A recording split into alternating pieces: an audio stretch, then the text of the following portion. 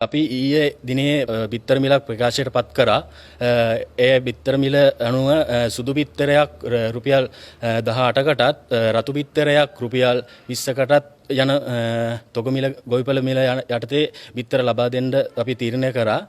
මේට ප්‍රධානම හේතුව වන්නේ වශයෙන්ම කිව්වොත් මහ පරිමාණ ගොවීන්ගේ ලොකු මාෆියා එකක් එළිදරව් කරන්න තමයි මේ වෙලාවේ අපි මේ විදිහට මාධ්‍ය සාකච්ඡාවකුත් ඒ වගේම බිත්තර මිලේ රුපියල් 10කින් පහත එළීමට තීරණය කර ලැබුවේ. මේට ප්‍රධානම හේතුව තමයි මහ පරිමාණ ගොවින් විසින් ගෙන යන මාෆියා එකක්. එතකොට මේ වෙනකොට බිත්තර ඉල්ලුමේ ලොකු ගැටලුවක් තියෙනවා. ඒ ගැටලුවට විසඳුමක් වශයෙන් තමයි මේ විදිහට බිත්තර මිල තීරණය කරේ. මේ විදිහට රුපියල් 10කින් බිත්තර මිල අඩුවීමක් කිරීමට ප්‍රධානම හේතුව උනේ බිත්තර ඉල්ලුම සැපයුම න්‍යාය අනුව ඉල්ලුම අඩු වී තිබෙනවා.